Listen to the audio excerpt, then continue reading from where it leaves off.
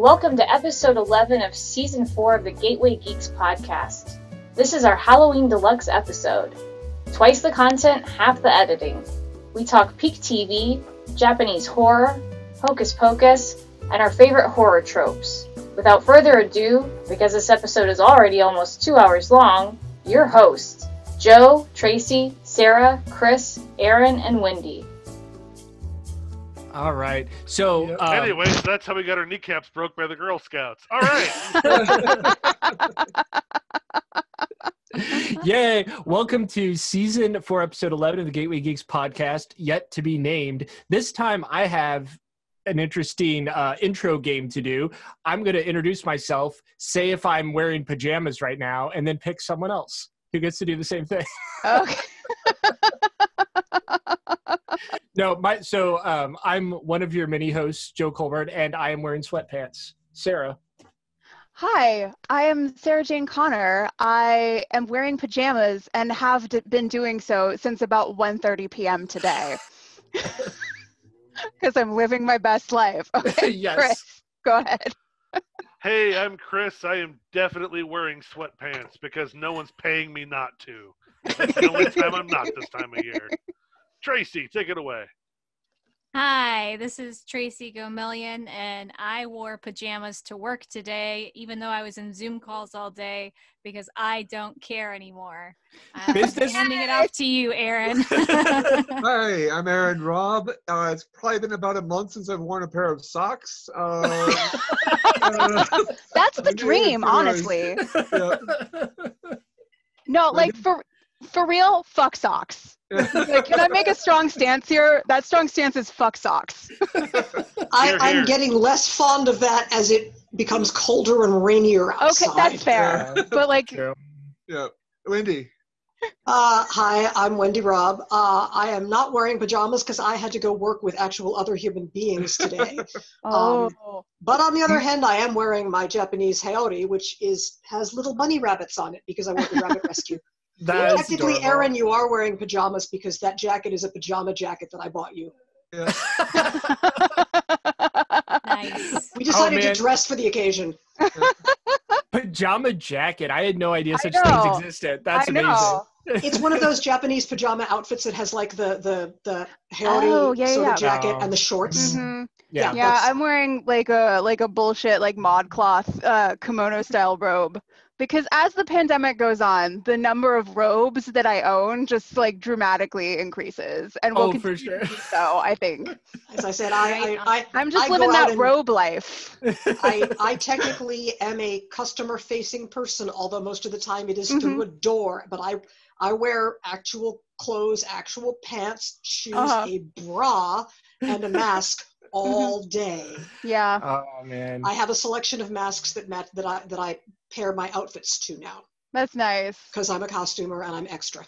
So did anybody else get dressed for work yesterday without checking the weather?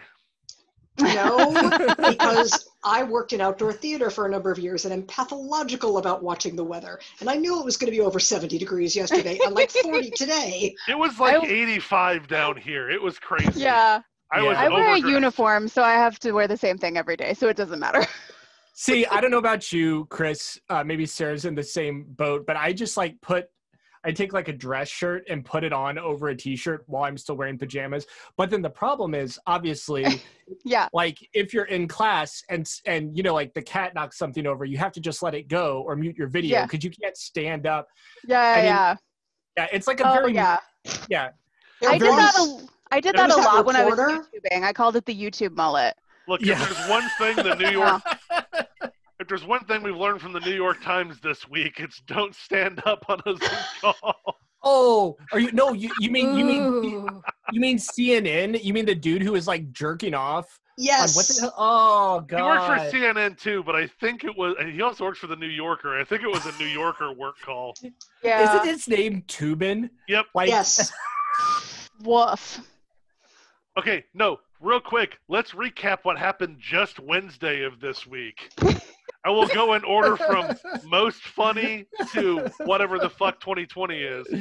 Because one, hey, shout out to I'm going to go with Captain, probably 22-year-old kid who was in charge of the Fort Bragg Twitter account, who 100% was chatting up his favorite e-girl without changing the account at work. And so the little Fort Bragg account is all like, oh, baby, yeah. Oh, Jesus.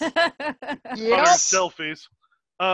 Yeah, then, there's... the world is so blurry these days. Yep. Yeah. Then the CNN / New Yorker columnist. Slash is a good, that's kind of what happened. That's apt. Yeah, doing that. And then, Borat 2 made the political news. Has anybody watched it yet? Apparently it's good. I have No, I not. watched it.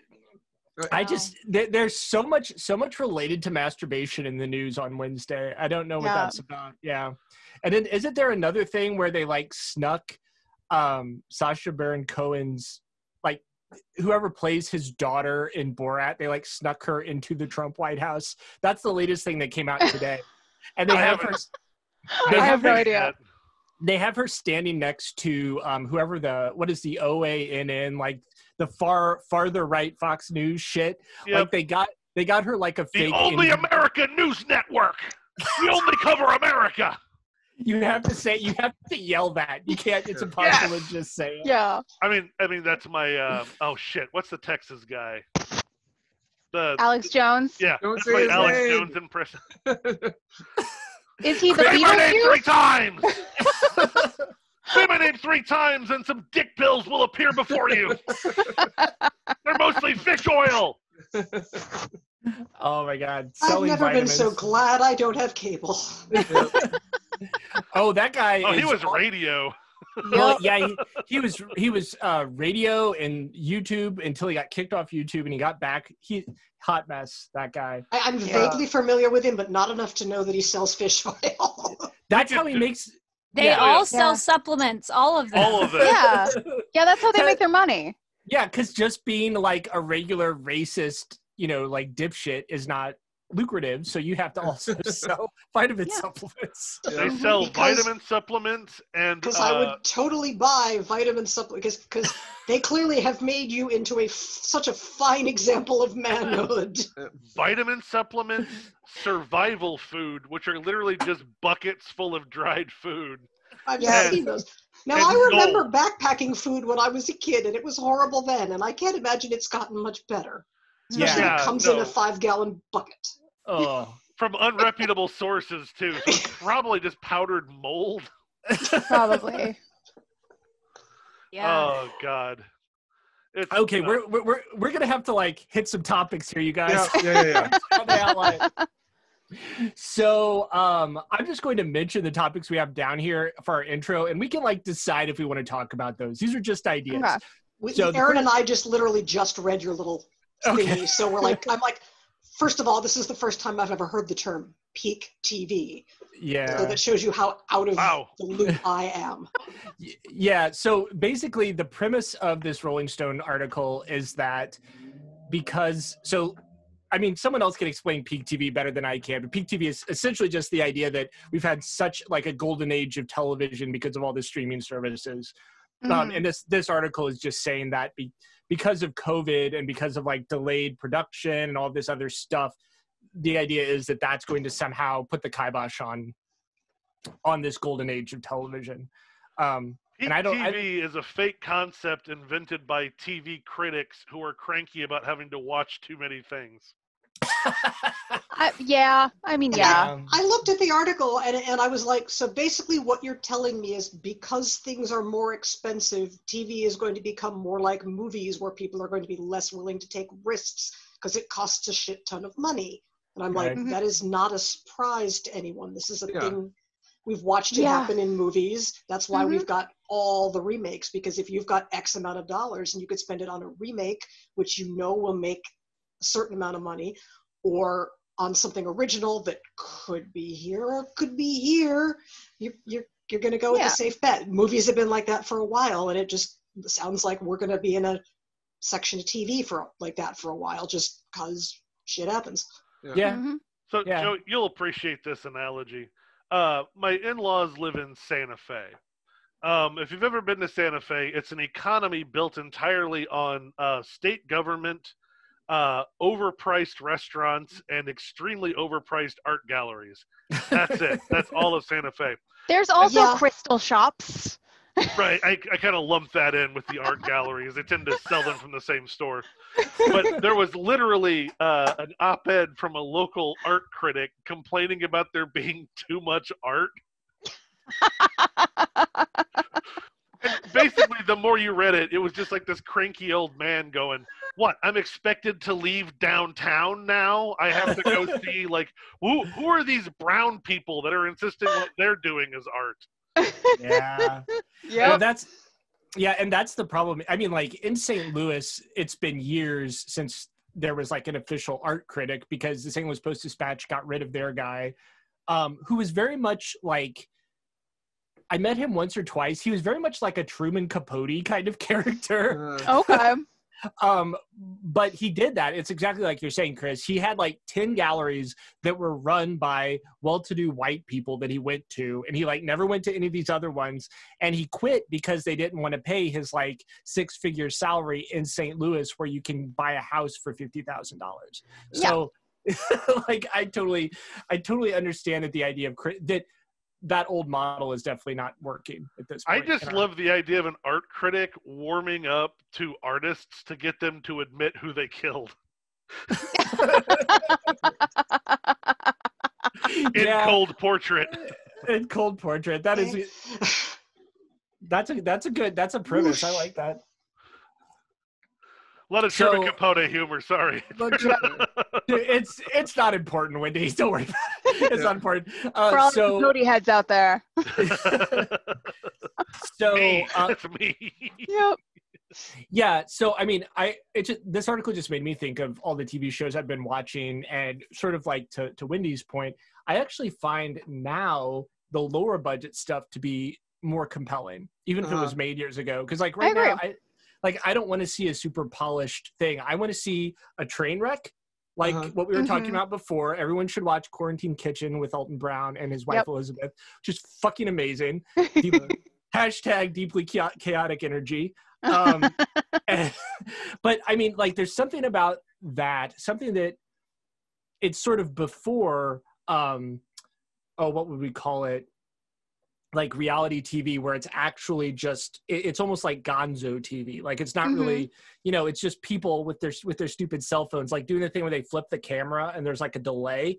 I appreciate that, that YouTube shit way more than, whatever, like, The Man in the High Castle or something like that, where it's incredibly polished. As much as timing is terrible, because like there's new Discovery coming out as we speak, and The Mandalorian drops next week, and this is the shit that I'm legit excited about. So I'd love to agree with you, but no, the most expensive shows ever are the stuff that I'm like, yeah. Okay, but can I ask you a real question?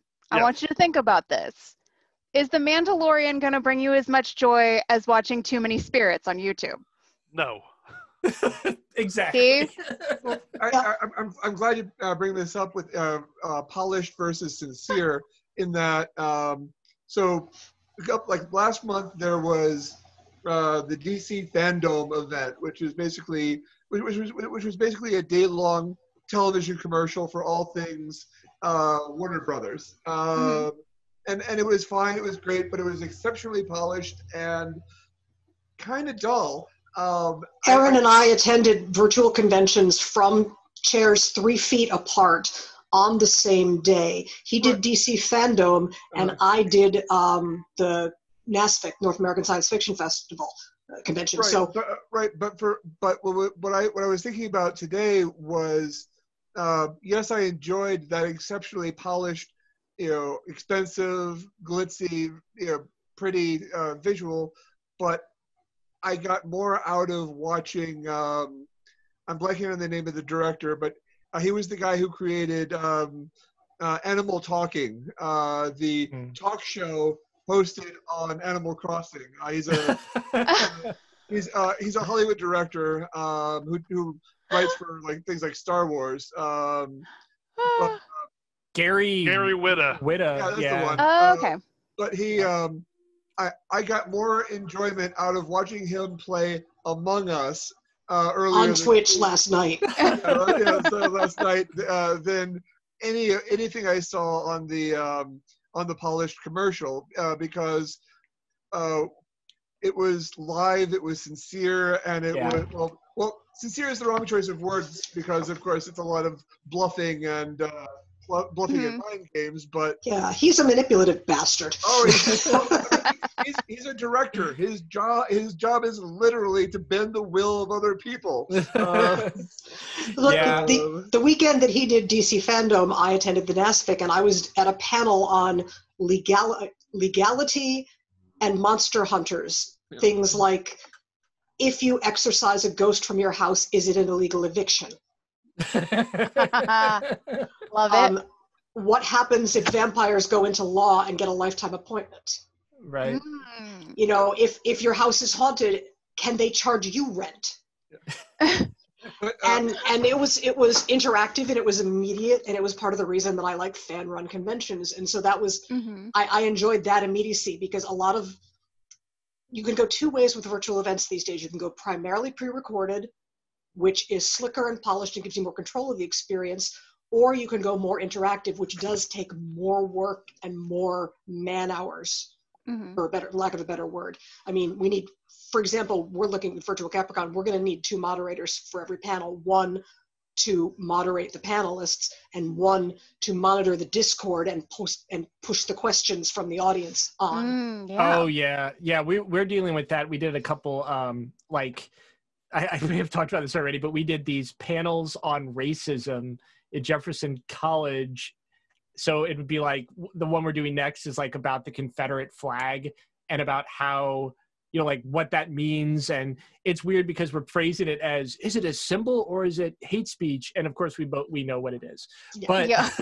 But the problem is, we have like a virtual event and there's a bunch of shit going on in the chat. And then there's like people trying to have a conversation. It's weird. I'm not sure I actually like that dynamic, because what I've noticed is what's going on in the chat tends to be like the peanut gallery. Like sometimes someone will ask a good question and other times it's just like, you know, like, fuck what that guy said, blah, blah, blah. Like, it's not always... Well, and that's why you have a monitor to basically feed that into... It's much like a moderator at a panel at a live event is moderating both the other panelists, as in shut up and let her talk, and the audience can, okay, you in the blue shirt, you had your hand up.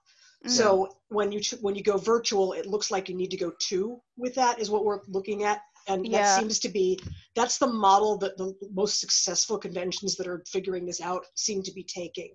Because none of the panelists, they can either concentrate on what they're doing or they can read the chat. Right. Yeah. You can't do both. Yeah. So like that kind of gives you the best combination of allowing the panelists to be focused on what they want to talk about and letting people participate and ask questions and go, okay, well, but what if? Right. For the panel. Yeah, I think that's a good model, because we did it once and we had like someone trying to do both and they were so distracted that it just descended into chaos very quickly. There's been a lot of that, and as I said, we have an advantage in that we're getting to learn from everybody else's screw ups. Like, wow, that was awful. I'm like, right, we're not going to do that. People are dropping me emails going, I attended virtual this and this was awesome, and I will forward that onto our chair, and she's like, good, that tracks exactly with what we thought we were going to do. I have crazy we're all navigating weird spaces, you know.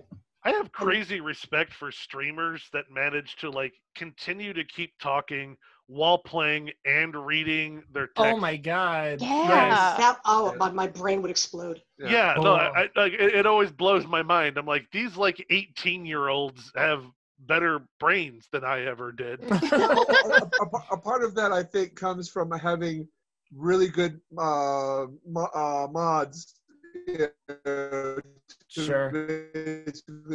say, hey, this is something clever you might want to mention to the host. Right. You guys froze. Oh, Okay, yeah, no, you got gobbly for a while, but you came back. yeah, we got the gist. You say mods, I say Red Bull and cocaine. One way or another, they found a way to do it. Yeah. Well, so we've already been going on for 23 minutes. Do we want to just skip the Lindsay Ellis thing, or Chris, do you want to say something about that? Oh, go check out Lindsay Ellis's channel for a bonkers update on her ongoing. Look, she goes into all the detail. It's an hour-long video that's worth watching every second if you love either YouTube drama, weird fan fiction drama, or you're really into the minutia of fair use. Because it's got all of that. I, on the other hand, read one of her books this week. She said I read Axiom's End this week. I think that's so like Wendy, the way I understood, and correct me if I'm wrong, y'all, but I think that's like her only book that's out right now. Doesn't she have another one coming? Yeah, I think Axiom's End is supposed to be a trilogy, so the sequel is coming out soon, I think. Yeah. Right. Yeah. Which, to be fair, they do set up a lot of it. I really enjoyed it. Mm-hmm. I enjoyed reading it, but I found the end somewhat emotionally unsatisfying. Like I wanted more of a firm ending, but if it's planned to be the first book of a several book series, that would make more sense. It was actually sold as a trilogy, so she's already got the That would explain why I felt about it the way I did, because I was just like, that's it. That's Hey, to call back to the episode before last, monster fuckers. Man, so I was watching, Chris sent me this video, her latest video, and it reminded me of, I don't know if we've talked about it on the podcast before, but this panel Aaron and I went to at Archon, I guess it must have been like 3 years ago or something. Yeah. And we went in and they were talking about fair use. And they just got like these two random people who didn't know what the fuck they were talking about. And Aaron and I are like sitting out, and like librarians, you learn a fair amount about that. And so we're just sitting out there and we're just like, I managed, believe it or not to say anything. Yeah, but we got on our thumbs the whole panel. There are times when somebody is up on a panel and they say, I don't know why I'm on this panel, and I'm like, fine, then sit down. Go find someone from the audience who really wants to talk about this. Yes, then stop talking. Well, and Archon, in my understanding, is a fan-run convention, and it's been around for a really long time, right? Like 30-something, 40 years? Oh, yeah, no, it's been around for forever.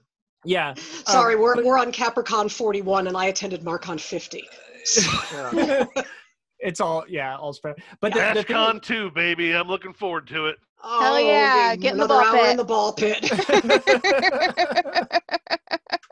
I just love the fact that it only took 2 weeks from the event for somebody to cosplay as the ball pit at San Diego.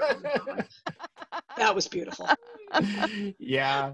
I mean, Tumblr for life. Mm-hmm. I guess my point in bringing that up was just to say that sometimes whenever you have a bunch of YouTubers arguing about legal things, I always think about like what you do as a librarian when someone asks you a legal question is you immediately say, I am not a lawyer, therefore I can't give you legal advice, even though you do know a fair amount about fair use. And then I mean, like Lindsay Ellis, the thing I will say about her is she definitely does her homework. So I respect that. I respect that. But then you have like, what is the other lady's name? Addison Kane. That's like her Gnome de Plume or whatever. Mm-hmm. Yeah, I mean, she's just making shit up. Like if you watch the video. Oh, some of the shit in her letters is bananas. It is. It's like, it's not fair use because you're like insulting my book. That's not how fair use works, lady. I'm sorry. That's not. At one point, she tried to make the argument that it's not fair use because her use was transformative. Yes. That was wild. Yes. Yeah. Oh my God. Yeah. I mean, this is all connected to like the whole populist thing about how, like, we always talk about this, and whenever we teach media literacy, we always talk about how the good thing about the internet is that anyone can have a YouTube channel, but that's also the bad thing about the internet. Like it's also, it cuts both ways. Yeah. Democratization. Oh, yes. Democratization and balkanization. Right. Things split into smaller and smaller bubbles. I was on panels 10 years ago about the internet's effect on fandom, and I'm like, you're going to be able to find the other 37 people in the world that are super into what you're into, and then you're only going to hang out with them. Yep. Right. And that's exactly what has happened to our entire society. Yeah. Oh, speaking of interesting things with copyright and so forth, you may, for those of you who haven't heard this, Tim Lehrer, Tom Lehrer, composer extraordinaire, has put his entire song catalog into the public domain. Oh shit! Tom Lehrer, as in Poisoning Pigeons in the Park, The Masochism Tango, etc. Yeah. I used to play Mech Wars with his nephew. But a friend of mine has wanted to mount a production of tomfoolery for years, and so Tom Lehrer for many years. I mean, he's a professor. He did the song thing, but people keep calling him. He's like, really, I'd rather like keep doing my teaching gig. So finally, he's like, you know what? Here, just stop calling me for permission. Yeah. Just here you go. Just take it and leave me alone. Yes. Pretty much, yeah. Although I did not realize until very shortly, not too long ago, that he did a lot of writing for the Electric Company on PBS. He wrote the Silent E song. Oh, that's right. He wrote the Silent E song, which was sung by Gene Wilder. Wow. Oh. Yeah. Dang. I remember this. He wrote the LY song. Yeah, all of those. Do we need to tell some of our listeners who Gene Wilder is? Because I feel like we're all old and we should. He's Willy Wonka. Young Frankenstein. Yes. But when he was like in his 20s and getting his first acting gigs, there was little animated segments on a PBS show called The Electric Company, which was up when some of us were children. It was the show that came just after Sesame Street, developmentally wise and language wise. And there were songs about the Silent E being a hero and all of that. And Tom Lehrer wrote a bunch of songs for the Electric Company, which I did not realize until literally within the last 5 years. And I grew up on that show. Yeah. It's the one with the visual aesthetic that was definitely acid inspired. Yeah. Mel Mounds with the hip sounds. Easy, a young Morgan Freeman as Easy Reader. Yep. Oh yeah. Well, I was just old enough because I was 3 when Sesame Street first came out, so I was just old enough. I was of an age when Electric Company was coming out, although I did in fact leave the room when the lady yelled, "Hey, you guys!" because it scared me. Because I was like 7. Yeah. Well, okay. Speaking of things that scare us, this is going to ostensibly be our Halloween episode. I've been practicing segues. This is going to be our Halloween episode. So we're not going to talk more about wolf dicks. We could. That scares me. That's very scary. I've had some whiskey, so like we could. I'm gonna have to take a minute and make more kamikazes because I already. Yes, please do that. I will. Do that. Sarah's like, sit down, bitches. I'm the alpha now.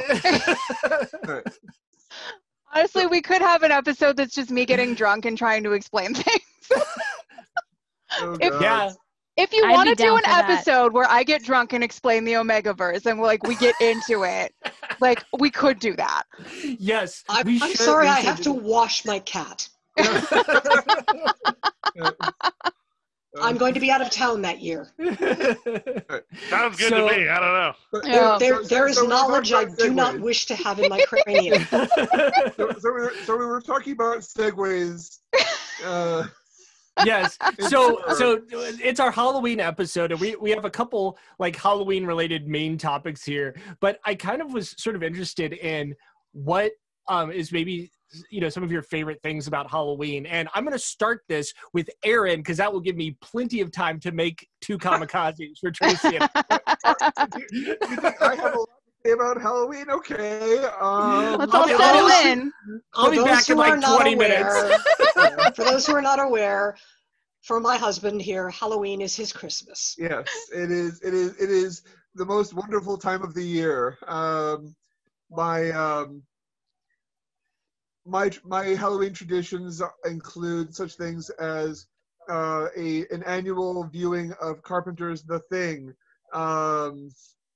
which I've watched many times, and I've watched pretty much every official and fan-made documentary and fan theory about who is or is not the thing at the end of the movie. Let's see.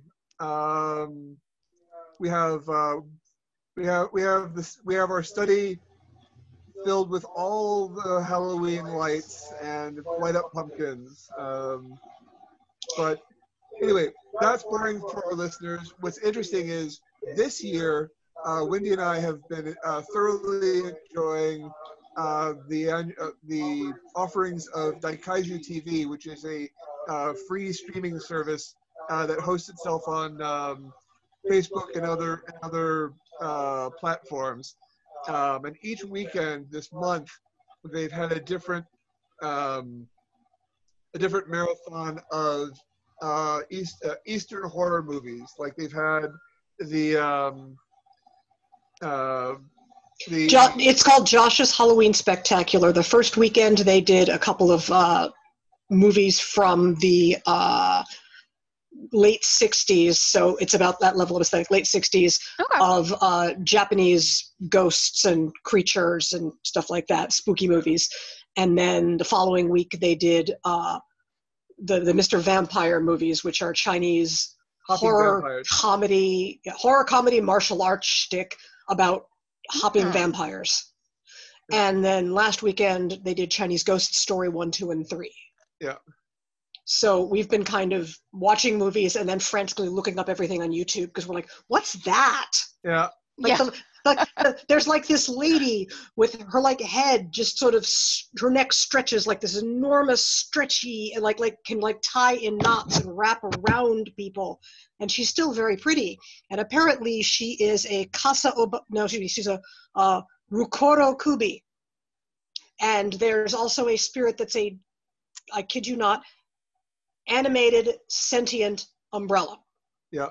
Sure. With a big tongue. With a big floppy and one leg. Of course it has a tongue. One leg with a big shoe. And it hops around, and it apparently it's drawn on the idea that if you have an item that is used for a certain amount of time, it basically develops sentience. Okay.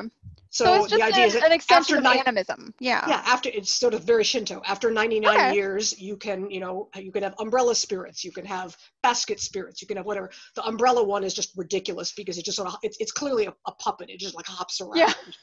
And it's got this big hanging tongue. It's kind of hilarious. Mm-hmm. Yeah. But it was really interesting because we were like, it's interesting to watch movies that are cued to, are set to cues that we don't have. Mm-hmm. You know, it's pushing buttons that we haven't developed because we're from a different background. Yeah. So I mean, you're not going to see slasher films about sexual guilt. Yeah. Like every slasher film of the 80s. Mm-hmm. So, yeah, that just we got onto the, Aaron and I have been watching weird movies on DaikijuTV. Mm-hmm. Oh yes. Joe is back and drinking. Yeah. Someone have the courage to do the Shinto yokai take on a haunted sex shop in Japan. Well, You know, the problem would be is that objects, if you discard them before you've properly thanked them or appreciated them, they then go evil on you. So you could have, in fact, Killer evil dumpster sex vibrators. evil dildos. So I will tell you from my research, Rule 34 extends in spades to Shunga. Like you will find Shunga's, it means It's spring the dick pictures. fighting is the one that gets me. There are a myriad of pictures. I did some studying of ukiyo-e, so shunga are basically Japanese erotic prints, and there are a whole bunch of them that are guys with their kimonos open that are basically like fencing with these enormous dicks. I think that's where George Lucas got the idea for lightsabers. It's apparently it's a thing, that and tentacles. Mm-hmm. Yeah.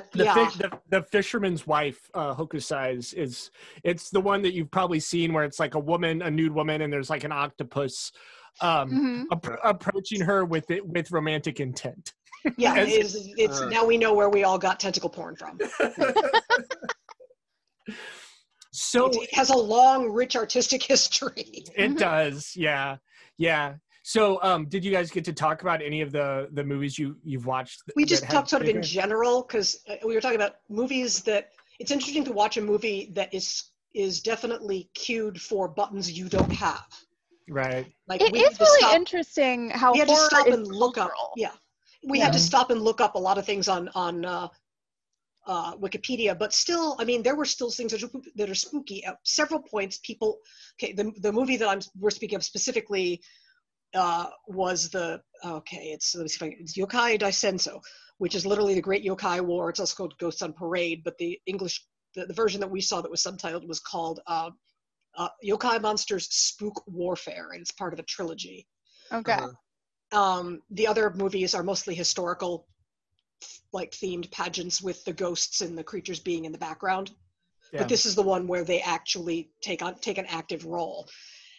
And yeah, at several points somebody opens the door and there's this enormous woman's face. We're talking like 30, 40 feet across, just laughing at you. Like Attack on Titan big. It's like I looked at this and went, that and the anatomical drawings. Okay, Attack on Titan makes a lot more sense now. Yeah. Well, that was creepy. It's creepy, and the actually what that came from, believe it or not, is when the Jesuits came to Japan in the 15th century. They brought these big anatomy books that were, just like sort of treatises on, like, it had your bone structure, because obviously this, you think Rembrandt and like so it's early like dissecting people, and so the Japanese saw. You can just say rich people wank material. You don't have to explain it that much. No. No, this is like great. This is like the Grey's Anatomy of the 15th century. Right. It's like the great. You're talking about like Hannibal wank material. It's totally different thing. But so anyway, Japanese people, they got a hold of these books, and they sort of looked at them, and they encountered them both as scientific treatises and also as like horrifying foreigner shit.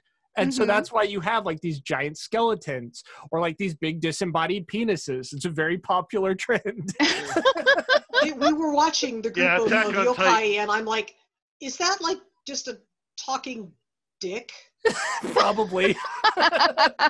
And apparently it was actually a flesh yokai, which isn't anything specific, but it really just looked like a short uncircumcised dick with feet.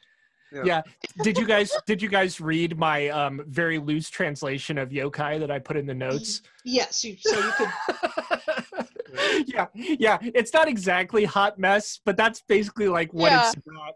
Yeah, they're very chaotic. They're very and that's why this movie is hysterical, is because basically the local kappa, who is this sort of turtle-backed critter with a bowl on its head, they statted it out in D&D, you can find that there, gets really pissed off because some kind of horrible vampire has invaded the house he takes care of, and kicked him out of his pond, and so he goes and gets his creepy, weird spirit friends to go make things right. So they're trying to talk the people in the house and no, he's evil, you need to do this, we'll distract them while you do this. And it's a lot of running around in the fog, and talking to umbrellas with enormous tongues, and it's Beetlejuice.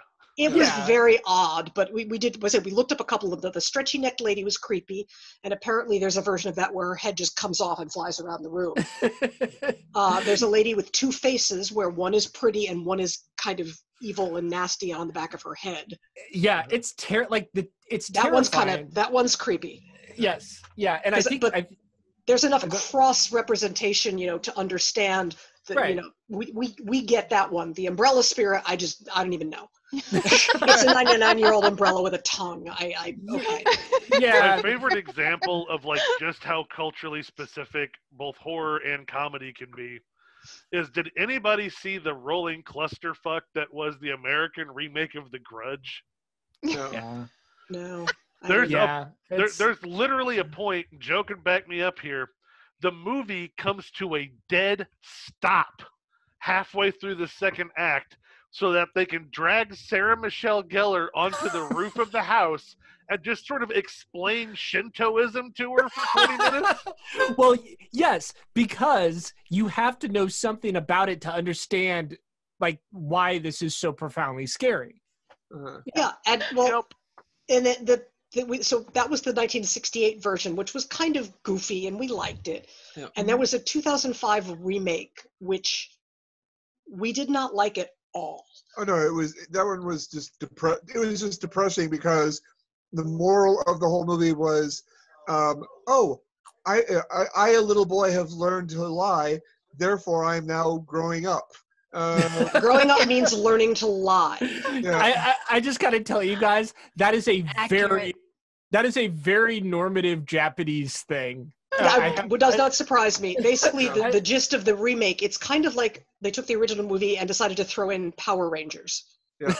That sounds sick, honestly. Because there is like a 12-year-old kid who has been chosen as the Kirin Rider who will defeat evil, and then there's this guy in a suit who has this big machine, and Is he a dirt bike? Is it a Kamen Rider? No, he is, the bad guy is like pulling together all the resentment of like when you throw your sneakers away and you haven't thanked them, their spirit is evil and there is resentment, and he is using that to power, it's not a spaceship, but it's sort of a Factory. spaceship looking thing that basically goes and crash lands in Tokyo, and there's lots of destruction. Wait, so it's evil Commander Keen? Kind of. But the problem is there's an entire section where the kid is getting dressed in his ceremonial outfit, and we're both like, we are really uncomfortable watching a 12-year-old boy put his underpants on. Yeah. Something about this is not sitting well with us.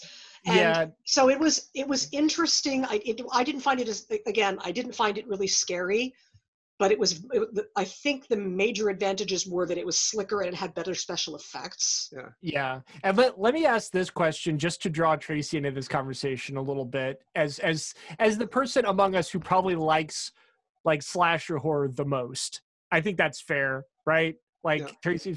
So, so we can talk about slasher movies and like the weird morality of American and like Western horror, where, for example, like the thing that comes to mind is, if you have sex, Jason will kill you. Like, well, remember what was going on at the time when those movies first came out. That was the 80s. That was the early days of the AIDS crisis. Yeah. Well, okay, but it's also the only movie that ever made it thematically appropriate because it was his fucking mom.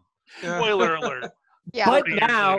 But now that is a thing in a lot of horror movies. I mean, Tracy, can you think of other? It doesn't make any fucking sense.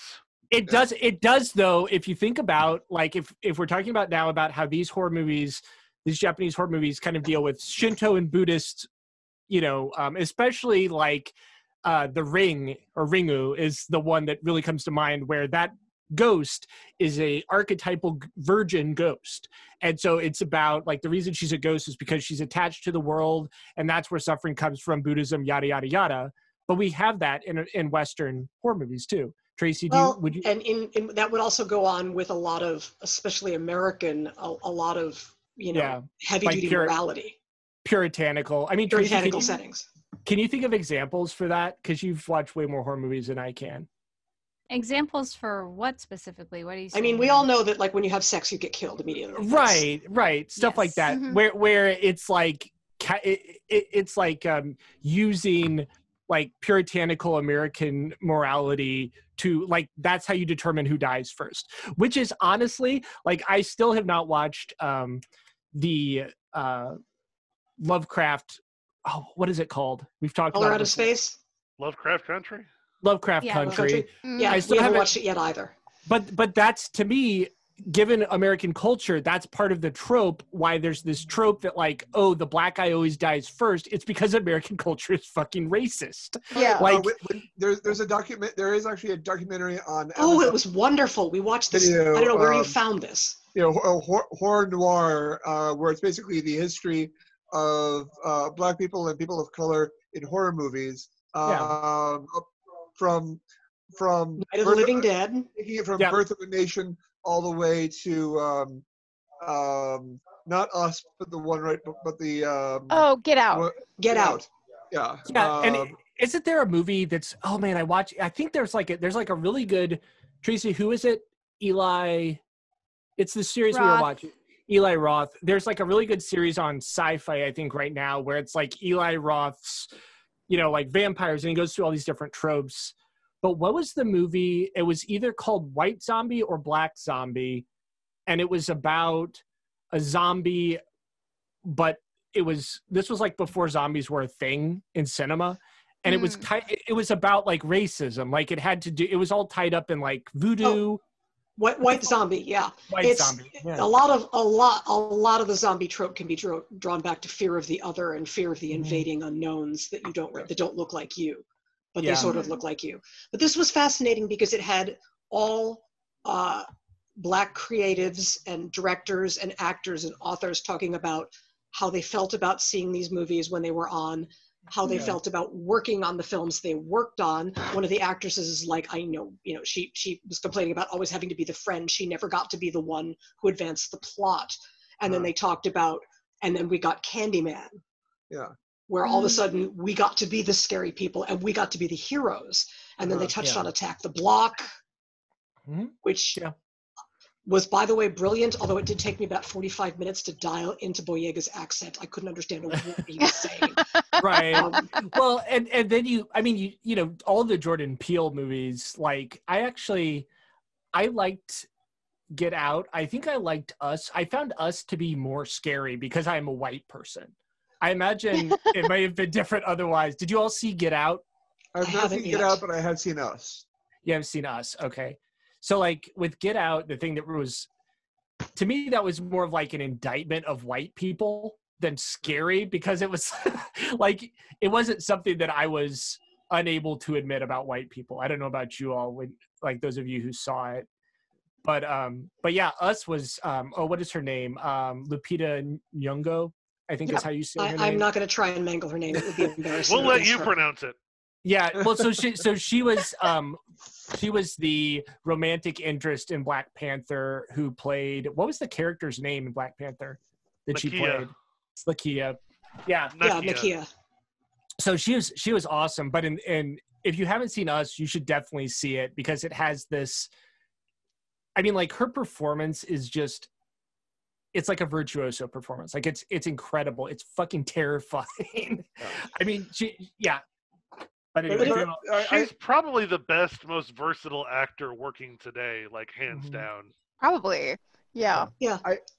We saw that, and then we also saw they went through the history of the Universal monsters and why various movies got made and stuff like that. So that was our geek moment as we were watching documentaries about horror.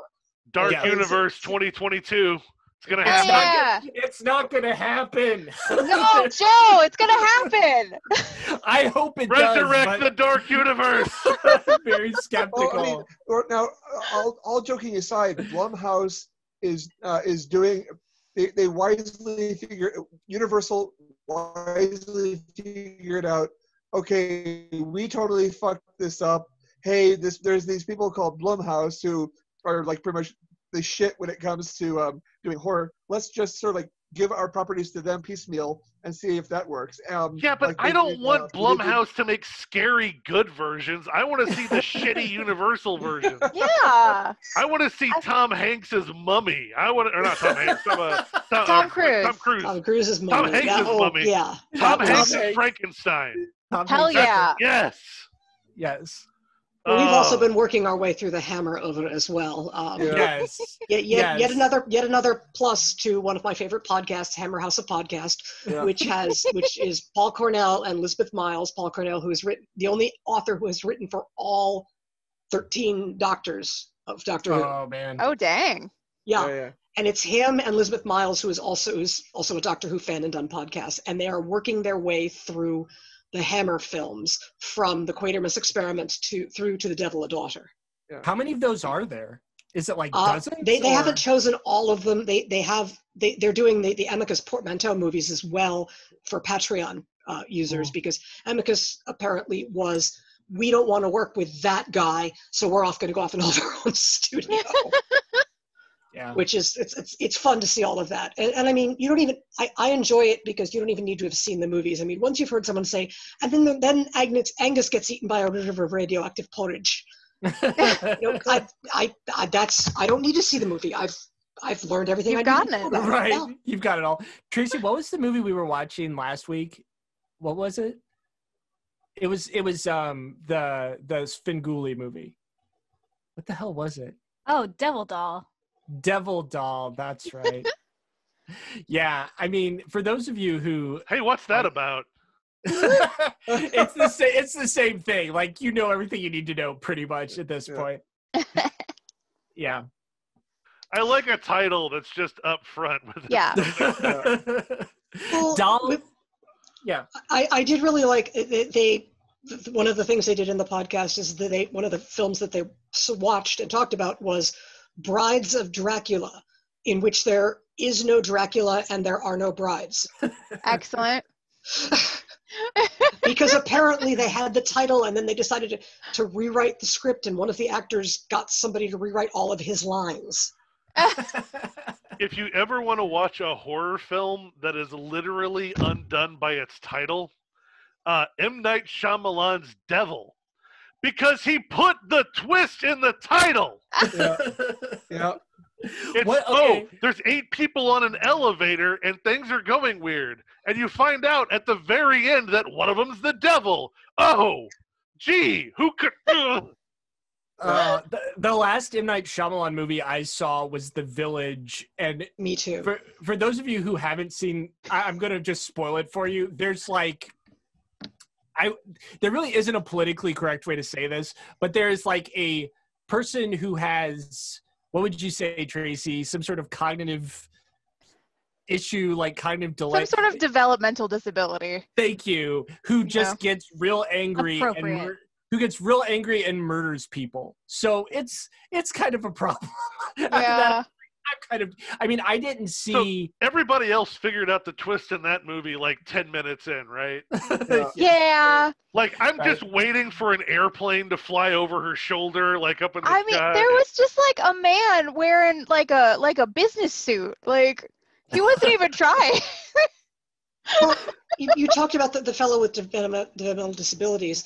Aaron was listening to who was that thing you were watching on YouTube the other day? That was there's a YouTube channel called Renegade Cut, who does these great video essays, and his latest one is mental illness in horror movies. How problematically it is used in horror movies and conflated with evil and big time.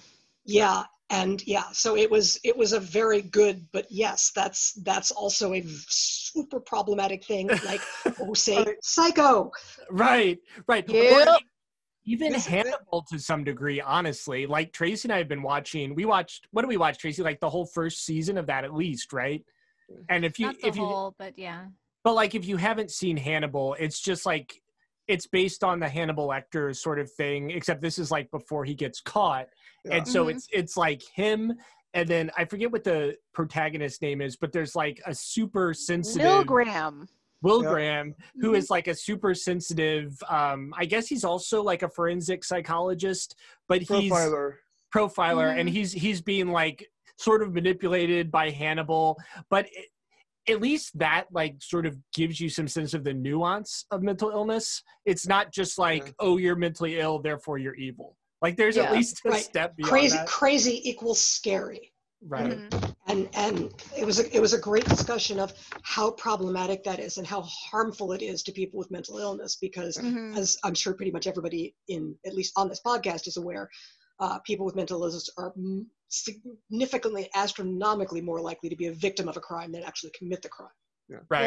Yep. Yeah. Well, I mean, the othering and vilifying people with mental illness goes so deep that the original action figure file card for G.I. Joe's Zartan described him as paranoid schizophrenic, and there was enough of an outcry of people saying that's bullshit. You are sending a bad message, that they had to that they changed the the wording on the file card moving forward, because they're like, we shouldn't do that. Right. Well, a lot of horror is people with. Yeah.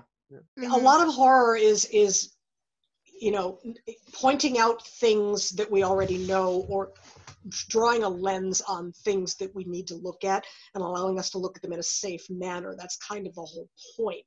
It's like riding a roller coaster. You get to be scared for fun, Right. But I went to a great panel at Capricorn one year that was horror by decade. Like they talked about, here are the movies. This is what was, the Hammer stuff was in the late 40s, and that's what was scary then. And then once we dropped the atomic bomb, then we got the big monster movies with the science is scary and science will kill you. Right. And then I forget what they said the next one was. And then we had White Flight to the Suburbs. And so all of a sudden we have Amityville Horror with The House and Poltergeist and that whole bunch of movies where you're taking the American dream and upending it. And, at what point, and then the slasher movies, the super puritanical slasher movies coming up at the same time as the beginning of the AIDS crisis and sex is bad and can kill you. What we are scared of and what media is produced is heavily influenced by what's going on. Yeah. I have a feeling no one's going to want to make any zombie virus movies for a while. No. That's pretty much over. You know what I find to be really interesting, though, is if you look at, has anyone seen Vampire? I think it's called Vampire in Brooklyn. It's an Eddie Murphy movie. Yeah. Oh, yes. Yeah. Yeah. So you have So you have mainstream hegemonic white culture, and then you have Eddie Murphy, who is a giant star. This was made in the mid-90s, I think. He was hugely popular. He's hugely popular, but it's what if we change the perspective slightly, whereas what you guys were talking about, where horror is supposed to be a reflection of our cultural anxieties. This movie is interesting because it at least talks about how different groups of people have different anxieties, and there's not just one group, Right. So I mean that's and then of course you also have things what is it called, Blackula? Has anyone seen Scream that? Blackula and Scream Blackula Scream. Yep. Yeah. But on the other hand, the whole that also buys into an element of the vampire myth, and that's built in from early in with Carmilla, which is one of the first vampires in literature who is explicitly lesbian. Sure. So the whole vampires are sexy and can lead you astray and things like that. That goes back to that outsider kind of thing. Yeah. Interestingly enough, I have not seen the movie The Girl with All the Gifts, but I've read the book. And one of the things that this, people of color in horror documentary mentioned is that The Girl with All the Gifts is a post-apocalyptic zombie story. I read it because I'm a huge Seanan McGuire fan and I love her zombie books, and she was on a panel with the guy who wrote The Girl with All the Gifts and The Boy on the Bridge, and she said the science in the books didn't suck. So to me that was reason enough to watch them. She is not written in the book explicitly as black, but they cast her a black child actress as the protagonist, who then is, it doesn't change the themes of the movie of at what point are they the new humans and are we being out evolved or whatever. It adds a whole nuance to that, and I'm like, now I have to go back and either see the movie, I have to go back and reread the book with that casting in mind and see what it does to my point of view. Yeah, and that's why I find horror to be really interesting, because I'm like Chris and Sarah in a lot of ways. That I am I don't want to watch people getting stabbed or chopped up. I don't Splatter porn is boring. It's boring, but I don't inherently enjoy horror. But the thing about it that I find really interesting is where it's just kind of sort of a subversive commentary on culture. I have a question. Look, I have a massive raging anxiety disorder. I am afraid of life. Damn, bitch.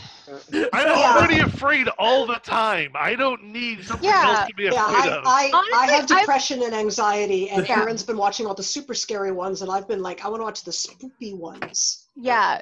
Which is why the Asian ones have been interesting, because I have enjoyed them and been able to appreciate them because they don't push my cultural buttons and they don't make me want to hide under the bed. You want to watch a horror film that scares the shit out of me? Go watch the demo videos for Tesla rolling out true self-driving cars this week. That's the shit that terrifies me. All right, let's bring it. Sarah, what were you going to say? Let's bring it back around. Oh, God, what was I going to say? No, I remember. It was that I've heard from a lot of people who have anxiety who really like horror movies that they're like, well, if I'm watching a horror movie and I'm anxious, then I'm like anxious about something for a reason. And I'm like, okay, cool. I get that. I personally would like to just not be anxious. If I could do that, like that would be chill. Like that would be my ideal thing. So that's how Aaron and I both. I respect it. Aaron is a very anxious person, and he leans into the whole horror thing. Yeah, and I'm like, I want to eat cookies and pet puppies. Yeah, because the world is on fire right now. Yeah, and he's like, I'm gonna go watch. Was it Halloween 2 you were watching the other night? Yeah. Well, I mean, it's interesting how each people enjoy scary movies differently, like or lean. Like somebody used the phrase "lean into it." I do that big time. Like, for example, not long after the last presidential election, I rewatched the original V miniseries because for some reason watching our nation sink into a fascist dictatorship seems like the thing to do for some reason. And that would have me like sobbing myself to sleep every night for 2 months. For 2 weeks after the election, I watched nothing but We Bare Bears and Bob's Burgers. True story. I love that. Best 2 cartoons on television at this moment. Definitely. But I will say the thing that I find very interesting, and I'm going to call Tracy out on this, unfortunately, is how, so do any of the rest of you, especially the women among us, do any of you do the thing where you watch like true crime television while you're falling asleep? Like where it's talking about, like, what's the show you watch, Tracy? It's called Cruise Ship Murders or something. That's like Killers. Cruise Ship Killers. And then it's great. What's the other one? Southern Fried Homicide. That sounds amazing. Southern Fried Homicide is really good. It's like another Southern belle capped her husband down on the bayou, and it's amazing. Everything is except then I get to wake up when she falls asleep with it on TV. I get to wake up at 3 a.m. to someone describing like someone just like having their fucking body dissected or something. Like I mostly want to put this on the podcast in case I get murdered and all of you will know who it is. That's really what this is. I've been listening to a podcast called Fat, French, and Fabulous, which is a comedy true crime podcast. Excellent. Which is very two very funny Canadian women talking about, I think this week we're on the Montreal Massacre. They've done several missing children's cases, and the first episode was Petty Crimes of the Maritimes, which involved the Great Lobster Trap murders, the Great Maple Syrup Heist. Yes! And I am a huge fan of the Maple Syrup Heist. The Maple Syrup Heist was beautiful. And a land dispute that resulted in a pile of horse manure large enough to be photographed from space on someone's property line. So yes, I've been listening. I like to listen to lore. Lore is Aaron Menke. It's always slightly creepy, slightly off, but he has a very soothing voice. So the fact that I'm like, and then this gentleman went back to the barn and got an axe, and I'm like, oh, that's nice. Because Aaron Menke's voice is soothing. Aaron Menke produces a podcast called Royal Blood, which I highly recommend. Yes, I thank you for reminding me about it. I lost my phone and I just replaced it. I'm trying to remember all my podcasts, and I hadn't got that one. I like Unobscured, where he took an entire season and did a deep dive into a historical event. Season 1 was the Salem witch trials, where we learned about everything from whose cousin married whose cousin and then ran off, and that's why these people weren't talking to each other, and why this guy joined this church, and all that background. And this season they're doing Jack the Ripper, and I haven't listened to any of them yet. Ooh, that sounds interesting. He also does Cabinet of Curiosities, but I find short form fiction, podcast or book wise, I don't enjoy that as much. Yeah, I felt kind of bad. I tried, all the really good, diverse writing, own voices, a lot of the good stuff coming out in science fiction and YA and stuff like that is all coming out in short stories and novellas. And I'm like, okay, I'm going to take a year and I'm going to make an effort to read more short stories because I need to learn more about what's out there in my field. Mm-hmm. And what I learned at the end of the year was I really don't like reading short stories. Yeah, well, I'm not a short story person. It's like having hors d'oeuvres and no dinner. Yeah. I want to get lost in a story. So that's mm-hmm. not a thing I enjoy, and I don't even like it in my podcasts. See, there's a really good Tracy, was it T.S. Eliot, the book you got?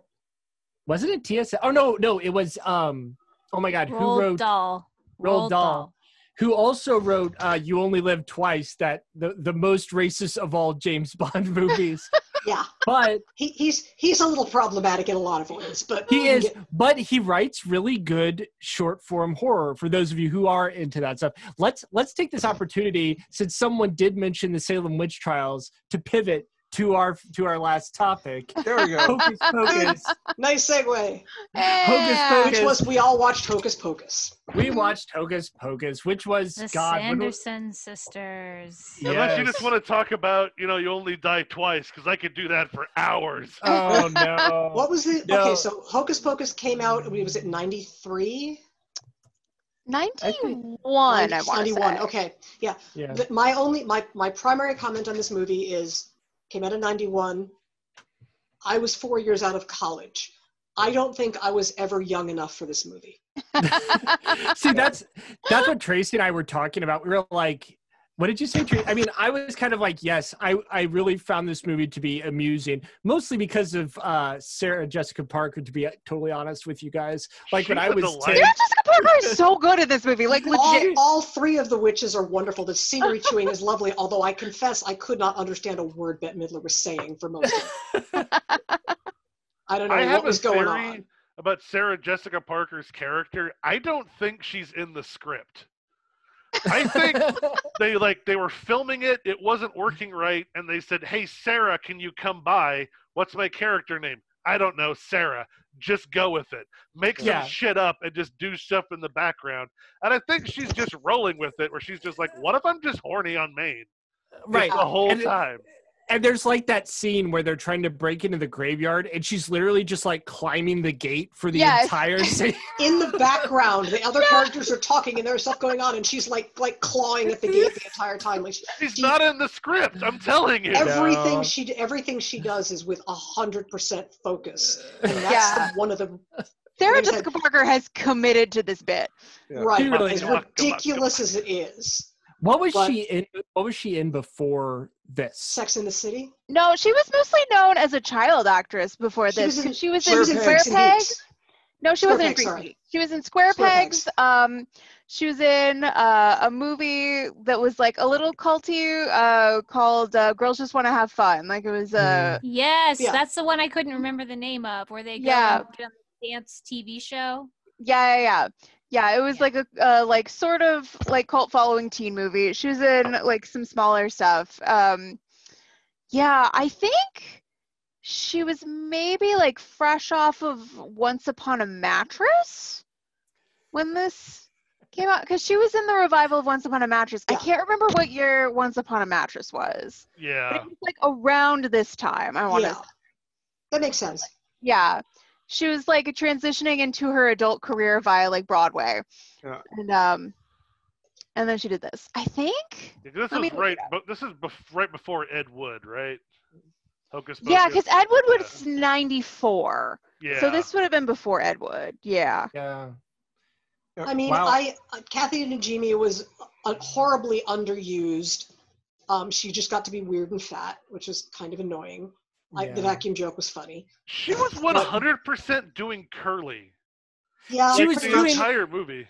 She was doing curly mixed with like Mr. Magoo because she was doing the weird like half of her mouth thing. Yeah, I don't know what that was very that weird. was very strange. I don't Yeah. think they gave any of them character direction because one of them is being Bette Midler, one of them is being Yeah. Curly, and one of them is Sarah Sarah Jessica Parker just being horny.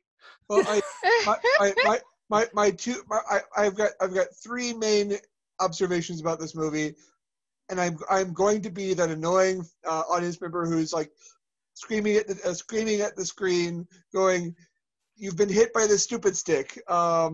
This entire movie depends on everyone in the movie being hit with the stupid stick. Right. So or the plot doesn't work. Yeah. Here are my things. Stupid stick and dry dick. If you're going to have a recurring comedy bit where the witches don't understand modern society, you can't then later have Bette Midler knowing patrol car lingo, telling the car to pull over and pull out your driver's license and proof of insurance, without there being some sort of connective tissue where she learns such information. They don't know what a bus is, but they know what a driver's license is. Right. Yeah. Yeah. They don't. I found that kind of thing just annoying. It was the Right. bungee cord yanking me out again. Right. Same thing with like they don't know what paved roads are, but they know what backup singers are. And how to use microphones. Bette Midler knows how to sing in every possible reality. Like, Yeah. let's just. Yes. I mean, that's obvious, but yes. But no, speaking as someone who had to learned live performance and then had to learn mic technique, it's actually really hard. Yeah. Yeah. But the my last that annoying audience member observation is, we have to tell adults that there is this supernatural threat. We need them to believe us. If only we had some sort of evidence that they would have to believe, like, say, I don't know, a talking cat that we're literally holding in our hands in front of adults. Yeah. If only we had such a thing that we actually have. But see, Aaron, isn't that such a trope in like all American? I mean, this isn't a horror movie, but it's like horror adjacent. Yeah. Yeah. I mean, isn't that just such a thing in all horror? I mean, like Tracy, were we watching Halloween, or was it was like one of the later Friday the 13th, maybe it was like the fourth one. And there's this scene where this lady and the kid Corey Feldman are running from Jason, and they run into this house, and they're like trying to explain to the person, oh, Jason's coming. And the person's like, yeah, whatever. And then of course Jason comes in and kills everyone. And that's just like, that's how horror works, apparently. It just relies on incredulous dumbasses to not listen to you. No, I get That's that. also a really common trope in children's media. Yeah. The adults That, never adults understand. don't listen. Yeah. Right. I mean, I acknowledge that I'm being an unreasonable audience member and not and not embracing the stupidity, but it was the inconsistency of the bit. It's that took me out of the. And again, a lot of it, the stupid stick. We're going back to the tropes. There's this evil book that everybody is after, so let's just leave it someplace unattended. Right. Although looking around at our society right now, I have absolutely no difficulty believing that people would totally go down in the murder basement. Yeah. Yes. But that's just that I no longer believe, because we can no longer say things, people avoid things like the plague, because it turns out they don't. Yep. I will say one thing positive about this movie. Doug Jones needs sooner rather than later needs to get a Lifetime Achievement Award. Doug Jones is great in this. Indeed. He was amazing. My first thing was like, I don't know who this guy is, but his physicality is amazing. And Aaron, The physical acting was incredible from Doug Jones. Hell yeah. Because he basically, with the makeup, he basically can't act with his face. He has to act with everything else. Mm-hmm. And he does so, and he's hilarious. Mm-hmm. And he doesn't even get to talk until halfway through the movie. Yeah. Wait, does he play Billy? Yeah, he plays Yeah, Billy. yeah. Okay. I was going to say, I'm looking up Doug Jones, and I keep getting, like, the politician Doug Jones. I'm like, this can't be right. No. Aaron, you can tell us more about him. All right. So Doug Jones is a physical actor. He has been he's Abe Sapien in the Hellboy movies. He has played the two most fuckable fish in cinema. Yeah. Yep. Yes. He was in The Shape of Water. He plays the creature in Shape of Water. He's the chief officer in Star Trek Discovery. Commander Saru of the USS Discovery. Yes. Yep. I mean, if you need a gaunt physical alien creature guy, Doug Jones is your guy. He was also the surfer in Fantastic Four: The Rise of the Silver Surfer. Oh. Yeah, he was in Pan's Labyrinth. Yep. Buffy, he was the silent thing. Yeah. He was the lead gentleman. So I imagine then that in Pan's Labyrinth he was the creature with the eyes on his hands, right? He was a bunch of creatures. Yeah, he was quite a few of them. So what do you all think about Del Toro's horror work? I'm just curious because I have a strong opinion about it, but I'm just curious. I am a big fan. I do really love Pan's Labyrinth. Like even Sarah and I love that shit. Yeah. Have you guys seen Crimson Peak? No, not yet. I am interested in it though. I would like to. Yeah. If nothing else, I want to see the costumes because it's total costume porn. Oh yes, I will loan you all that Blu-ray. It's it's incredible. I mean, it's very Wuthering Heights, I will say.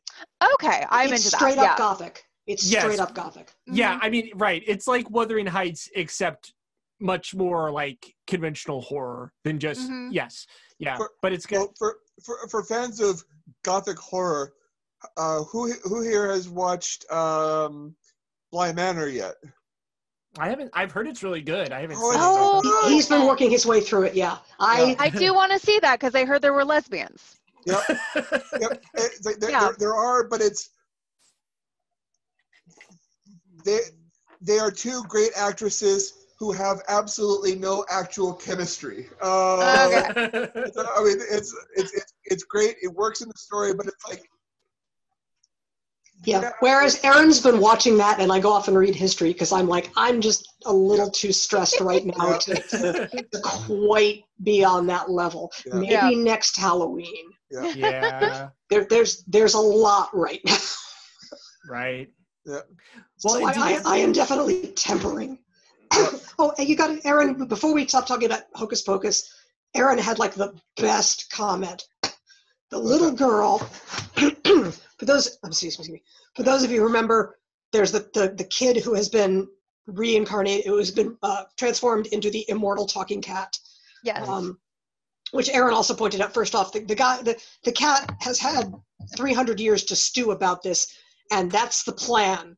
That's the plan he comes up with. Yep. He's gonna just wing it. It's fine. Yeah. We're not going to like drag the thing, break into the case, drag the thing to holy ground and bury it and then pee on it or something. Right. No, we're gonna. But the little girl says, "I will always take care of you and you can, my children and my children's children." And Aaron goes, "She has made the blood oath. Generation upon generation shall be bound to serve." This is how we get Pet Sematary. It would be great. Okay, so like here's my thing. Pitch meeting. You're in Disney and you're like, hey, I have an idea about a movie that is completely obsessed with the virginity of a couple of teenagers. Yeah, of a teenage boy.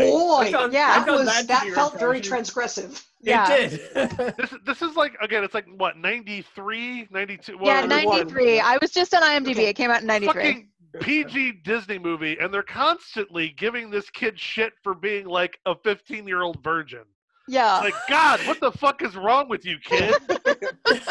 Disney's like, why haven't you had sex yet, you fucking loser? This movie should just be called Dry Dicks, Light Wicks. I mean...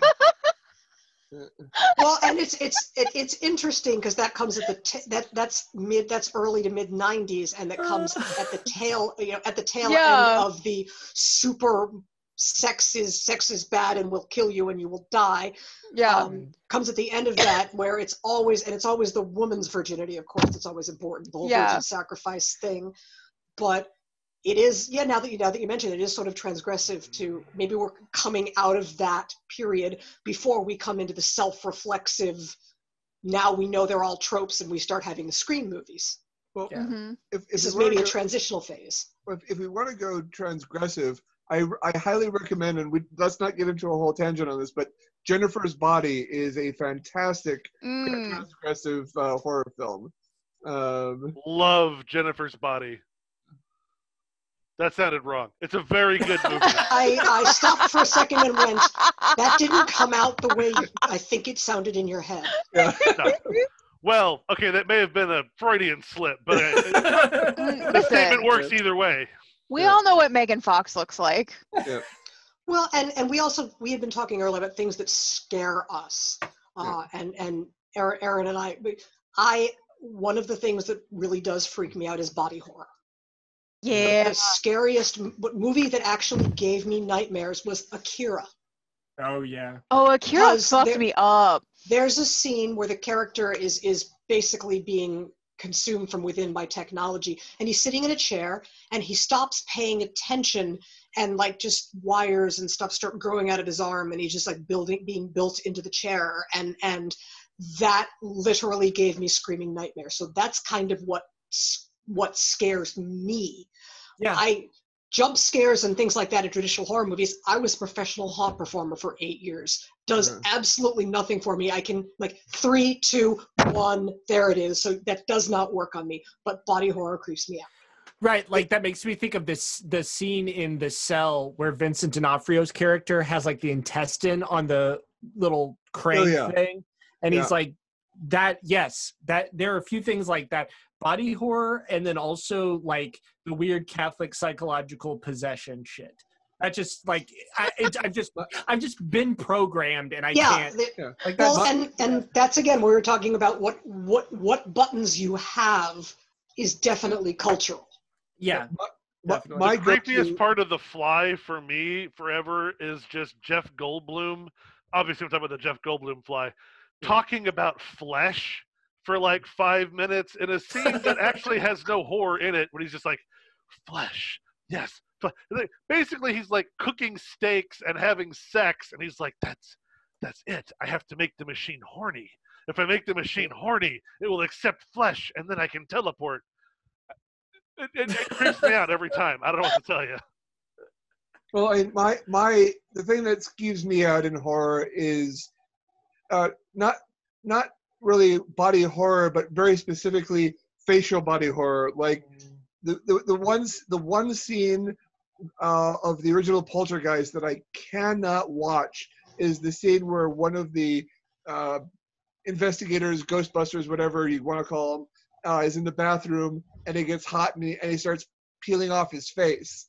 And I can't watch. Although what's interesting is I have no trouble with the Raiders of the Lost Ark with the melting Nazis. I mean, it's because he's a Nazi and fuck Nazis. Like, yeah. Okay. You can tear off their faces all you want. That's fine. That's fine.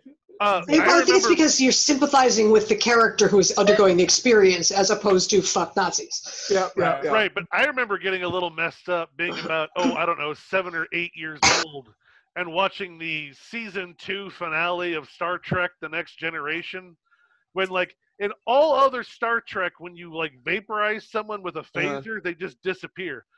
Aaron knows what I'm talking about. The episode one time. The episode is called Conspiracy. I know. Yes. They vaporize a guy like one layer of skin at a time.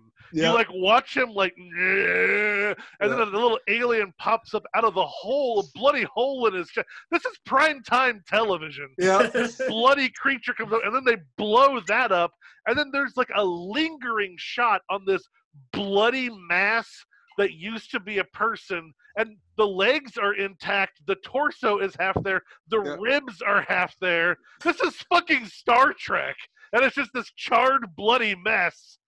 Well, I still have trouble watching the put the bugs in their ears scene in Wrath of Khan. I damn near still have to leave the room, and I'm in my 50s. Yep. Or even the scene in The Matrix where there's like the little thing that goes into his belly button. So Wendy, you mentioned the ear thing. So there's this great the very first sci-fi con I went to. What's his name? Walter Koenig was one of the guests. I can never remember Walter Koenig. Yeah. Well, he was one of the panelists, and he was talking about filming the scene where the little thing comes out of his ear, and he was describing lying on this like cold metal slab, and the film director filming this thing going, ew, I mean, that's fantastic, that's fantastic. Just stay still. Oh, that's great. Ew, that's awesome. Ew, and having to sit there motionless as they film. Oh my god! I'm sure it can't have been comfortable because cold stage blood is apparently it was very, very cold. Yeah, cold stage blood is, and in your ear. Ooh. Mm. Yeah. We were watching that Eli Roth series I was talking about, and they had one on cursed movies. And so, of course, they had, I don't know about Tracy, but one of my favorite all-time, like, shitty horror cult movies is The Crow, because I love it. Yes. That is not a horror film. So here's the interesting thing. I don't know, has anyone read the comic? Yeah, long time ago. Yeah. So in the comic, there's like this undead cowboy character. And because Brandon Lee was shot and killed while making the first movie, they had to like just cut this whole thing out. But if you read the comic is much more horror. The comic is a lot more like Spawn, to be honest with you. Yeah. It's like not really the same, but it's got the same idea where it's like someone from the afterlife comes and is like the guide for the Brandon Lee character. Yeah. But yeah, that the whole idea of cursed movies is what really freaks me out from a Catholic standpoint, because it's like The Exorcist and The Shining and like these movies where there was actually real effects on the actors involved, where there was like some kind of the curse of The Shining was that Stanley Kubrick is a fucking asshole. Like, right, it's not really metaphysical. That's nothing supernatural. That's just men. That's just yes, fair point. Yes. Agreed. Yeah, well, and then you look at how long did it take them to make The Legend of Don Quixote? Did they ever actually did finish that, and it did get released? Yeah, it got released and no one noticed. It landed like a wet fart. Yeah, is that the Terry Gilliam thing? Yeah, well, because Terry Gilliam had in the last year or two previously been shooting his mouth off, much like many of the formerly beloved pythons that I just have to go. Terry Gilliam, you really are a sexist asshole. Terry Gilliam spent a year just going like it's the all cancel me tour. Yeah, he came out. The Me Too movement came out, and he decided to go on tour as a professional asshole. Yeah. Him and John Cleese need to just be cryogenically frozen at this point. Like just stop talking. Okay, just stop. But, like cryogenically frozen, and then someone trips over the cord because we need to make sure they don't wake up. Yeah. Even more regressive in 100 years. Michael Palin, at least as far as I can tell, is still a decent human being. I have met him. and Eric Idle for the most part. Yes. The documentary that was on Netflix was actually pretty good, but like you're saying, John Cleese and Terry Gilliam's chauvinism was on full display. They haven't won friends and influenced people in certain circles lately. So I saw it, and I saw the movie about the making of the movie and how things went horribly wrong and how cursed it was, and I enjoyed that. And then I'm like, wow, they actually finished the movie. Do I want to watch it? Nah, not really. No. So here's my question. Everyone else has talked about this. Sarah and Tracy, what are the things that actually scare you about movies that you watch that are ostensibly horror movies? Body horror is the one that really gets me. Like, I cannot do body horror. I think that's the big one. Yeah. Did anybody else watch Black Swan unprepared? Oh yeah, that was a lot. Mm. Like I did really like Black Swan, but like that. Whoa. I've never seen Black Swan, but I have seen the movie that the director stole from to make Black Swan, the anime called Perfect Blue, which I also can't recommend you watch in anything other than like Daylight. Or How many Mila Kunises are in it? Oh no, this is anime. Right. How many Mila Kunises are in it? That's the voice. I don't know. Honestly, though, Black That's Swan. kind of how I rate movies. Yeah. Black Swan has a lot in common with just like the Grimm brothers' Cinderella. Like it had that sort of horror in it. I thought. What about you, Tracy? What actually scares you? I'm asking for a friend. Bear in mind, you know where he sleeps. Yeah. I do, and he's the one asking you all to make sure that I don't murder him. Yeah. So yeah. So I'm like embarrassed to admit, but what actually scares me is the stuff that's like in the real sort of like Blair Witch Project style, like handy cam paranormal experience stuff. Mhm. So the blur, the fourth wall is kind of gone. Yeah. That's the stuff that scares me, where like especially like when they put out flour and then like footprints automatically appear. And it's like generally hoof prints. Okay. Tracy, I don't know what it is, but like that to me, when I'm in the basement at night putting the cats away and like getting them fresh water and it's dark, it's like pitch black, I'm always thinking like there's some fucking hoof prints behind me right now. I can just tell. I just know it. What was the movie we watched? So there's this one group of ghost hunters, and they're all like from New Jersey, and they're all like Carl from Aqua Teen Hunger Force. Like all of these people are. Are you talking about Ghost Adventures? It might be Ghost Adventures. Yes. But there's this one guy who has like the 1990s. Zach Baggins. Yes. Zach Baggins, not Sack Baggins. Zach Baggins. They buy this like random ass house, and then they just like lock themselves in the basement of this house and freak out. And the funny thing about the house that scared the shit out of me too is it looked exactly like our house on Pagedale, which I think everyone but Wendy has been to. Like it was the exact same house. And shit. It was overwhelmingly frightening to watch. Yes. To be clear. I just want to back up a little bit because Zach Baggins is the second best character name I've ever heard after. I mean, the best comes from the Snowman's Hairy Hole. But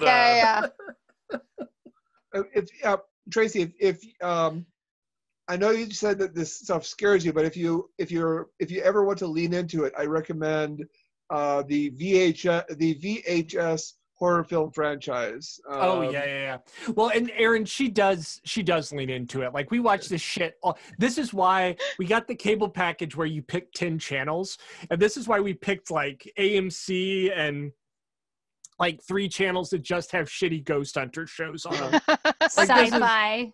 This is well, and you know what's so weird, and I don't know if anyone on the panel here who is from like the Edwardsville area, the Edwardsville Library used to have this hilarious like extensive collection of ghost hunting books for children, where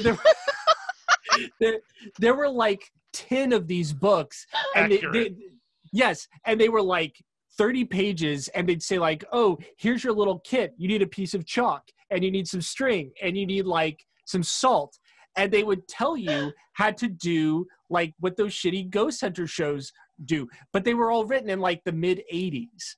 It was very weird. I see no way this could end badly. Someone on that staff had some very specific interests. Like there's no question. I'm sure. Well, and if you think about like where we grew up, there were a bunch of like Victorian houses. Like there's this street in Edwardsville called St. Louis Street, and it has like all of these like 150-year-old Queen Anne. The most haunted ass looking house in Edwardsville is the one you grew up in. Oh, trust me. No joke.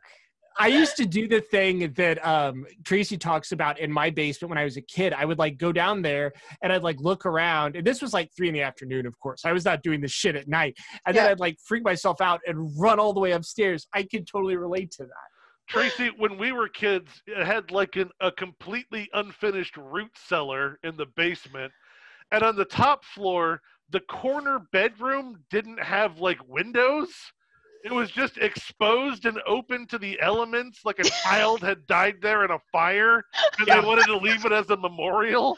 It's because my parents got that house for like $10,000 in 1990, and then we just lived there for 15 years until we had like floors and a roof and stuff. So like Joe's room was right next to the room that was just open to the elements, and he'd be like, "Oh yeah, it's gonna be windy tonight. We need to make sure to wrap up good." We got to go make sure the packing tape is really stuck on those windows. So you lived in next to the corner penthouse at Spook Central is what you're telling us. Yeah, I mean, well, no, here's the creepy part. So when we were renovating that house, like right before my parents sold it, this was right when I met Tracy. So this was like 2012 or 13. They tore out the walls up in the attic. And they found a picture, and I will find this picture and like use it as our splash image. It's the creepiest fucking thing I've ever seen. It's like it's a portrait picture that was probably taken, I want to say, Tracy, you've seen it. What do you think? Like 1910 or something? That's it was like when they were still putting babies in like the christening dresses. Whether they were male or female. And so it was like That's baby. Because it's when you don't have to change their pants and diapers don't work well together. They didn't put kids in pants until they toilet trained. Yeah, I mean, it makes sense. But so like, it's just this baby with like a weirdly adult face sitting on like a curtain podium, and its eyes are bright blue, and none of the rest of the picture is colored. Okay. And it is the creepy, and it was in the wall. With like nothing written on the back. It was on paper. Okay. So, I don't know. We just found it in the wall. So that's a real thing. I will find it and send it to everyone. It's quite horrifying. Gee, thanks. Looking forward to that chat message. Yeah. Thanks, Joe. But yeah, you know what though? I mean, like, to me, I guess that whole ghost hunting thing has a much more real feel to it, because I think a lot of people watch that show for entertainment. And I'm just like, oh yeah, that's just like what I did when I was a kid, when I was bored. Well, yeah, that was kind of my reaction with when the first Blair Witch movie came out. Was, I mean, I grew up as a Cub Scout and a Boy Scout. I'm like, what was that noise? You're in the woods. What was that noise? You're in the woods. Right. Yep. It's a squirrel. Yeah. It's a big fat raccoon that lives off the garbage scraps at the Girl Scout camp. Yeah. Which I chased out of my tent by whacking it in the ass with a flashlight. Yeah. Oh man. What you call it? One of the things that's been interesting since bring it back to just Halloween in general. This year, because traditional Halloween has been canceled, I've been finding it fascinating having not just discussions like this where we're talking about what scares us and what scares other people and other nation and people in other nations, but also taking a step back and looking at just like the history of how horror has evolved. And I'm really curious to see, not specifically this year, because fuck this year, but, Yes. We have a lot more time for self-examination because nobody else has anything to do. Right. Yeah. No one's going to be able to say that like the generations that are alive now lack introspection at the end of this. That's for sure. We're all going to have like when there's a forest fire and the tree survives and it's got like that one charred ring. That's going to be all of us. Well, yes, that's what I was saying. I was thinking about like people who went through the Great Depression and how like for the rest of their lives, well, like Tracy's grandma was like this, like for the rest of their lives, they would like save bacon grease and they would like, never throw away. Yeah, for our grandparents, it was like the mattresses full of cash because they didn't trust the banks. And for us, it's yeah, for us, we're gonna die, and our kids are gonna find our mattresses stuffed with liquid hand soap. And we've been hoarding just in case it runs out again. The toilet paper. Toilet paper, yes. Oh Why do they all have bidets? This whole generation has bidets. It's super weird. They were, they were selling out like crazy early on when the whole. I'm not bypassed the whole toilet paper thing because I, up until recently, lived alone and I have a warehouse club membership, so I buy paper goods once a year. Yeah. So I still have most of the case of toilet paper, and I still have 3 canisters of Clorox wipes that I bought last November. Yeah. Holy shit, man! You should like eBay those. You can make some money. Yes. Also, now is the opportunity. If anyone has any compelling evidence for why we should get a bidet, I think Tracy would like to hear that because I've been trying to convince her. I have one. I've had one for a long time, but I'm a fan.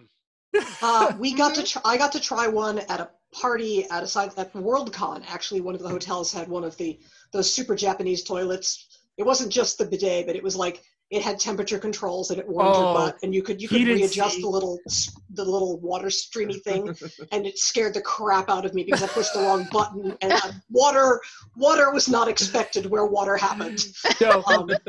People I know who have them, I really like them. The difficulty is often the electrical, because getting electrical close to a toilet is difficult. Yes. And you don't want to have to run like extension cords, so you pretty much have to do some kind of complicated, even if you're just going to get one that just goes on a regular toilet, you got to deal with wiring issues, and that's kind of a pain in the butt. Right. And if you're going to install an outlet next to your toilet, install a GFI. This is your dad moment. Yes, thank you, Chris. Good point. Anywhere within 6 feet of water, Chicago code is GFI, which I have now violated because I didn't have $16 to replace the GFI, so I just replaced it with a $3 outlet. Yeah. But at least now I can make coffee again. Right. I think the scariest part of those toilets is actually not the water. I think it's like the little air dryer thing. The ones in Japan had this, where they had like the little air dryer thing, and it would actually, like the bidet, when a bidet works, in a lot of the Japanese toilets anyway, there's like a little tube that pops out and then it shoots the water. They have the same thing for air. And if you can imagine just like having, like if you go to a bowling alley, that thing you dry your hands on, if you can imagine that just like shooting right up into your nether regions, it's alarming. I'll just say that. Like I said, I was not expecting that water. It was pleasantly warm, but I pushed a button and didn't know what it was and was rather startled. Look, of course, the fact that we were all shit-faced drunk at a con and going out in the party and going, you gotta check this out, it's the coolest toilet ever, and it was in the bathroom of the London Worldcon bit. Oh my god. And then inevitably someone like tries to turn it on without sitting on the toilet and it just sprays water. Yes, there are problems that can happen, to be sure. I don't know where to go from there. We've gone from that's an entirely different level of body horror. I guess I don't know. Look, the podcast is now officially up its own ass, so we can. Woo! Nicely done, Chris. Okay, now before we go, since we're talking about horror and bidets, wasn't there a Simpsons Treehouse of Terror where there was like Pierce Brosnan playing like a haunted bidet or something? Speaking of terrible horror movies, you all need to watch Tyre. It's amazing. I've heard so much about that. It is a redemption quest starring a Tyre. Yeah. Yes, that murders people with psychic powers. I looked at this and went, it's not for me, but I called up 3 of my friends and I'm like, this is you. Six String Samurai is about as surreal as I was willing to get. Tyre may be a little much for me. Oh no, I'm sorry. Six String Samurai is true art, and everyone will see it. Isn't that movie called Rubber? It's called Rubber. Thank you. Rubber, That's what I was just going to say. Yes, it's called Rubber, not Tyre. I was going, I've seen Rubber. Is there a sequel? It is about a tire, but it is Rubber. Yes. Oh god. It's it not is a great. I don't know. It is a revenge quest movie where the lead character is in fact a psychic tire. Yes. Yeah, I don't know. I should be the target audience for like I live and die for like pointless absurdism, and even I'm like, why am I watching that? It's such a fucking cop out when you start a movie with a character explaining to you that you shouldn't. None of this is gonna make sense, and don't try. I'm like, no, fuck you. No, you can't just work the refs like that. You gotta earn this a little bit, okay? When the fucking sheriff just gets out of the trunk of the car and is like, don't try to make sense of any of this. It's just a bunch of weird bullshit. And I'm like, fuck you. I don't know. I was immediately put off by that. See, this is the difference between horror fans and non-horror fans, Chris, is that is exactly what makes horror movies awesome. Yeah. Is where someone's just like, fuck you, here's a movie I made. I love those movies. I don't care if like they make any sense. But I think it would have been better if it just opened with the fucking like just start 5 minutes after that. Just start with the weirdness and let it roll. It should have just been a long Kurosawa shot of just like the tire rolling in black and white with nothing over the top. I agree. That would have made it better. It's like, no, don't explain it. You're only making it worse. It's like, and again, it's like the movies we were talking about earlier. There's not that much to explain. Right. Yeah, like I get the urge to hang a lampshade, but like sometimes you don't need it. No, not at all. Well, like I mean, like the Cube movie franchise, you don't really need much of an explanation for. Okay, there are these people trapped inside this cube prison thing, and each room is a different kind of murder puzzle. Right. Yeah, definitely. Yeah, we're not looking at detailed plot. We're looking at, yes, there is intellectual horror, but I mean, a lot of it is it's see how many of those strings we can pluck. Yeah. Right. Mm-hmm. And I don't know about you all, but I feel like we live in just like abject intellectual horror day to day anyway. Why? What's going on? Just go back and listen to the first 5 minutes of this episode. That is why I don't know about you all, but I am finding like my just general stress symptoms getting worse and worse the closer we get to the election. Tracy and I both voted absentee ahead of time, luckily. Like Aaron and I voted last Saturday in person. Yeah, I need to go in and do early voting, but I'm going to do that, We did it in person because he's got the new residence, so he's a newly registered voter in Illinois, and I've got the new name, and my signature, my new signature is still evolving, and I didn't want it to get challenged. Sure. Right. Yeah. So we went, and I wore my jack-o'-lantern mask, and people liked it. Nice. So that's a good way to sign up. So if you're in Missouri, you can vote absentee in person in the city of St. Louis at the Central Library branch and at Booter branch and a couple other ones. You just go in and you just say, just look at the reasons for absentee voting. It's really not that difficult. Just say you're going to be out of town the day of the election. You got to work. Yes. Yeah. Yes. Yeah. Illinois you don't have to give a reason. You could just have to request a mail-in ballot. I requested one, and then I got married and changed my name.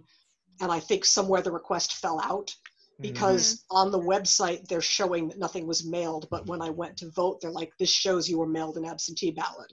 So I just had to fill out the form saying, I haven't received it, and I promise if I get it, I won't vote it. Right. Right. Well, that's a good place to sign off. So I will just suggest everyone go vote, and we can have like a collective civic responsibility high five, everyone. Yay. Good job. Good night, everyone. Happy Halloween. Thanks for listening. That's it for Season 4, Episode 11 of the Gateway Geeks Podcast, Halloween Deluxe. Thanks for listening, and don't forget to vote, otherwise we might be bringing you the next episode from Mexico.